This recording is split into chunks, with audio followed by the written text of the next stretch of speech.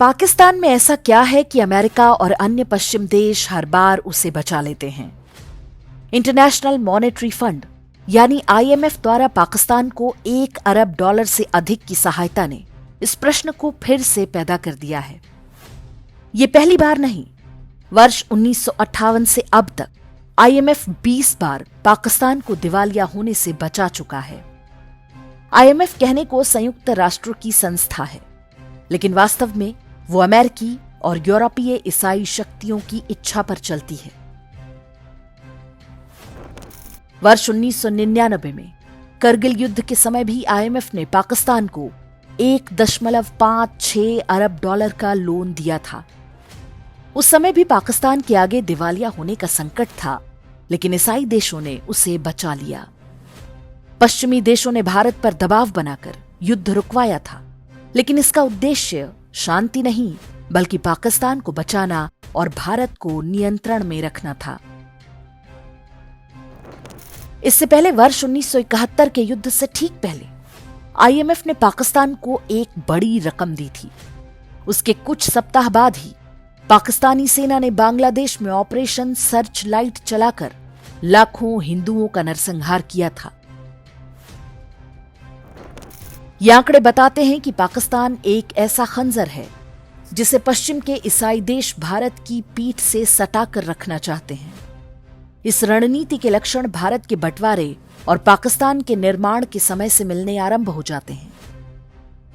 भारत की स्वतंत्रता के समय पश्चिमी चर्च का सबसे बड़ा मलाल यही था कि 200 वर्ष के शासन के बाद भी वे भारत के सभी लोगों को ईसाई नहीं बना पाए।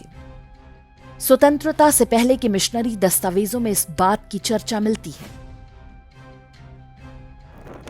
द्वितीय विश्व युद्ध के बाद विश्व भर में गोरे ईसाई देशों का प्रभुत्व तेजी से घटने लगा था।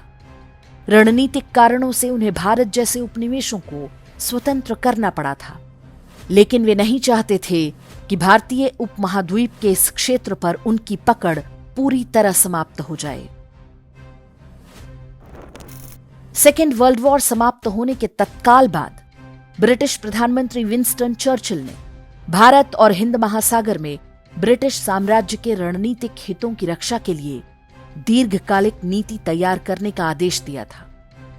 2 सप्ताह बाद चर्चिल को वो गुप्त रिपोर्ट पेश की गई जिसमें स्पष्ट रूप से कहा गया था कि भारत के उत्तर पश्चिमी क्षेत्रों में ब्रिटेन को अपनी उपस्थिति बनाए रखना होगा ताकि उसका दबदबा पूरे क्षेत्र पर बना रहे। ये संयोग मात्र नहीं कि ठीक उसी भूभाग को तोड़कर अलग इस्लामी देश पाकिस्तान बनाया गया। मुस्लिम लीग और उसके नेता जिन्ना को अंग्रेजों के इस प्रस्ताव पर कोई आपत्ति नहीं थी। उन्हें साम्राज्यवादी योजना में अपना हित दिखाई दे रहा था। ब्रिटेन को एक मजहबी देश चाहिए था जो भारत का चिर शत्रु हो और भारत अगली सदियों तक उसके साथ ही उलझा रहे। ये तथ्य भारतीय धर्म और संस्कृति के विरुद्ध एक अंतर्राष्ट्रीय गठजोड़ की ओर भी संकेत करता है। हिंदुओं और भारत के विरुद्ध आतंकवाद को प्रायोजित करने में पश्चिमी देशों की भूमिका की अक्सर बात नहीं होती है, किंतु अब समय आ चुका है कि पर्दे के पीछे छिपकर वार करने वाले सभी शत्रुओं को पहचाना जाए।